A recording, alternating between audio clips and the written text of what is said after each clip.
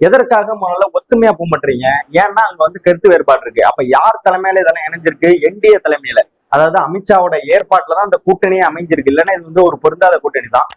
நாள் வரைக்கும் டிடிவி தினகரன் சொல்றாரு, நான் எடப்பாடி பழனிசாமி அவரோட கூட்டணி வச்சேன்னா நான் தற்கொலை பண்ணிக்கிறதுக்கு சமம் அப்படின்னு சொல்லிவிட்டு அடுத்த நாள் காலைல விடிஞ்சோடனே போய் எங்க அண்ணங்கிறாரு. வெக்கமானா இருக்கா இல்லையா? நம்ம அதைதான் கேட்கறோம், திரும்ப திரும்ப கேட்கறோம்னா. ஒரு அரசியல்ல வந்து எப்படி வேணாலும் மாறுறதுங்கிறது வேற. அது வந்து சூழலுக்கு ஏத்த மாதிரி மாறாது. அதுக்காக வாயை வச்சுக்கிட்டு சும்மா இருந்திருக்கணும். வாயை கொடுத்து எதையாவது புண்ணாக்க கூடாது. அதுக்குதான் நாங்க சொல்றதே அது. நீங்க வந்துட்டு அப்பையில இருந்து ஒரு சாஃப்டா டீல் பண்ணியிருந்தீங்கன்னா நம்ம இப்ப பேசுறதுல ஒரு நியாயம் இருக்குன்னு சொல்லலாம் நீங்க. ஆனா வந்து அப்பையில இருந்து என்னமோ யோக்கியமா மாதிரி எடப்பாடி பழனிசாமி வேற இருப்பேன், இப்ப என்னமோ என் அண்ணன் தான் முதலமைச்சர், அடுத்த முதலமைச்சர், அவர் தான் இந்தியாவோட தலைமை அப்படின்னு சொல்றாரு தமிழ்நாட்டுக்கு. இவர் சொல்றாரு சிஎம்க்கு பயம் வந்துட்டான். யாரு? டிடிவி தினகரன். என்னத்துக்கு? இவர் டெல்லி போறதுக்கு சிஎம்க்கு பயம் வந்துட்டான். எதுக்கு? நீங்க போய் அங்க காலில் விழுறதுக்கு, எதுக்கு இங்க வந்து சிஎம்க்கு பயம் வரும்போது உங்களுக்கு தான் பயம் வரணும். உங்களுக்கு பயம் வந்ததுனால தான் நீங்க டெல்லி கிளம்பி போறீங்க. இல்லைன்னா டெல்லி தான் இங்க வரணும்.